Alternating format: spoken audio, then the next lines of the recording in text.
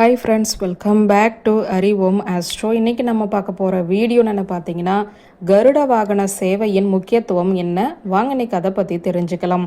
கருட வாகன சேவை என்பது வைணவ கோவில்களில் பிரம்மோற்சவம் போன்ற முக்கிய திருவிழாக்களின் போது திருமால் கருட பறவையின் வடிவிலான வாகனத்தில் எழுந்தருளி திருவீதிகளில் வீதி உலா வரும் நிகழ்வாகும்.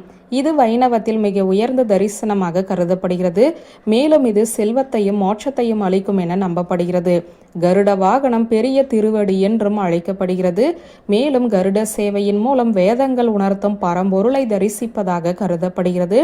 பெருமாள் கருட வாகனத்தில் வீதியுலா வரும்போது பக்தர்கள் அவரை நேரடி தரிசனம் செய்கிறார்கள். கருட வாகனத்தில் பெருமாளை தரிசிப்பவர்களுக்கு மறுபிறவி இல்லை என்பது வைணவர்களின் நம்பிக்கை. கருடன் வேதங்களின் வடிவமாக கருதப்படுவதால் கருட சேவையின் போது பெருமாளை தரிசிப்பது வேதங்களின் சாராம்சத்தை உணர்வதற்கு சமம். பல வாகனங்களில் பெருமாள் எழுந்தருளினாலுமே கருட வாகன சேவை மிக உயர்ந்த மற்றும் சிறப்பு வாய்ந்ததாக கருதப்படுகிறது. பல வைணவ கோவில்களின் பிரம்மோற்சவத்தின் முக்கிய நிகழ்வுகளில் கருட சேவையும் ஒன்றாகும். கோவிலுக்குள் வர இயலாத முதியவர்கள், நோயுற்றவர்கள் போன்றோருக்காக இறைவன் கருணையுடன் வீதிக்கு எழுந்தருள்வதாகவும் கருதப்படுகிறது. சுருக்கமாக, கருட வாகனம் என்பது திருமாலின் மிக முக்கியமான வாகனங்களில் ஒன்று.